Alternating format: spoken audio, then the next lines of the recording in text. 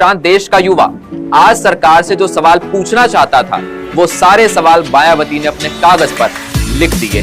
आखिरकार मॉनसून सत्र शुरू होते ही मायावती इतनी आक्रामक क्यों हो गई? क्या यूपी में बीजेपी का खेल बिगाड़ने के लिए मायावती का मास्टर प्लान तैयार हो चुका है? आज इसी पर होगी बात बेबाक। अगले कुछ मिनट हमारे साथ जुड़े रहिए क्योंकि आज की ये खबर आपके होश उड़ाने वाली है।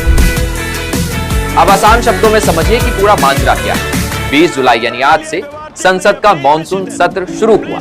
सारे नेता दिल्ली पहुंच चुके हैं। जनता को उम्मीद थी कि नेता उनके हक की बात करेंगे, लेकिन देश के आम लोगों के मन में एक डर भी था कि क्या इस बार भी संसद सिर्फ हंगामे और शोर शराबे की भेंट चढ़ जाएगी। इसी जन आक्रोश को, इसी डर को मायावती ने पहले ही भांप लिया। उन्होंने अपने सोशल मीडिया पर एक एक करके 7 ऐसे मुद्दे उठाए जिसने सत्ता पक्ष के पसीने छुड़ा दिए। मायावती ने सीधे पूछा कि जबरदस्त महंगाई, गरीबी, बेरोजगारी और हमारे बच्चों के भविष्य को बर्बाद करने वाला ये पेपर लीक का मुद्दा, इस पर सरकार कब तक चुप रहेगी? इन सुलगते हुए मुद्दों से जो देश में आक्रोश का माहौल है, क्या संसद इस बार उसे शांत करने की गंभीरता दिखाएगी?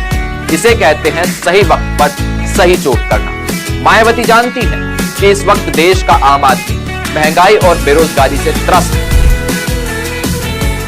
और जब एक बड़ा नेता जनता के इन्हीं मुद्दों को अपनी आवाज बना लेता है तो फिर अच्छों की सियासी कुर्सियां डगमगाने लगती हैं। अब आते हैं उस सबसे बड़े मुद्दे पर जिसने पूरी राजनीति को हिला दिया है।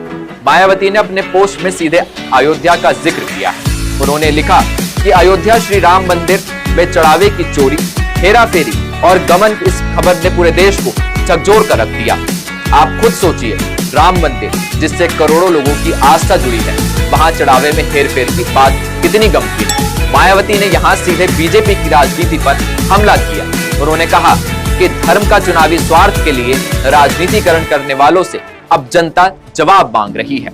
इस एक बयान से मायावती ने साफ कर दिया कि वो अब बीजेपी को धर्म के मुद्दे पर फ्री वॉक देने के मूड में बिल्कुल नहीं है। सड़कों से लेकर अदालत तक और अब संसद में भी ये मुद्दा पूरी तरह गर्म होने वाला है। बात सिर्फ उत्तर प्रदेश की नहीं, बात बेबाक में अब देखिए मायावती का नेशनल प्लान क्या है। मायावती ने पश्चिम बंगाल का मुद्दा उठाया। वहां विधानसभा चुनाव के बाद जो हालात बने उस पर गहरी चिंता जताई।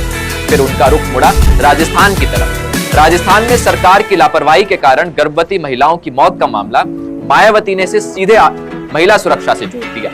देखिए, मायावती एक मंझी हुई खिलाड़ी है। वो जानती है कि अगर बीजेपी को घेरना है तो सिर्फ एक राज्य से काम नहीं चलेगा। इसलिए उन्होंने बंगाल से लेकर राजस्थान तक महिला सुरक्षा और कानून व्यवस्था पर सरकार को पूरी तरह लपेट लिया।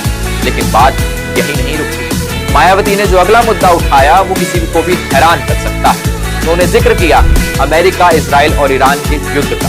उन्होंने कहा कि इस युद्ध की वजह से भारतीय अर्थव्यवस्था पर बुरा असर पड़ रहा है। हमारा रुपया लगातार कमजोर हो रहा है। मायावती ने एक बड़ी चेतावनी दी है कि अगर सत्ता और विपक्ष ने राजनीतिक द्वेष और आरोप प्रत्यारोप को छोड़कर कोई बड़ा उपाय नहीं ढूंढा तो देश के 140 करोड़ लोगों में से जो बहुजन समाज है उसका जीवन और भी मुश्किल हो जाएगा। उनका भविष्य अधर में लटक जाएगा।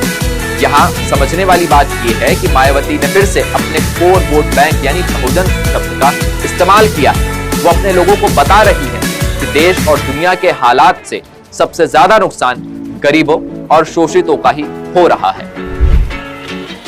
अब आते हैं सबसे जरूरी सवाल पर, आखिर मायावती अचानक इतनी एक्टिव क्यों? इसके पीछे है उत्तर प्रदेश का आगामी विधानसभा चुनाव। उत्तर प्रदेश जहां की राजनीति देश का भविष्य तय करती है। पिछले कुछ चुनावों में बीएसपी का प्रदर्शन वैसा नहीं रहा जैसा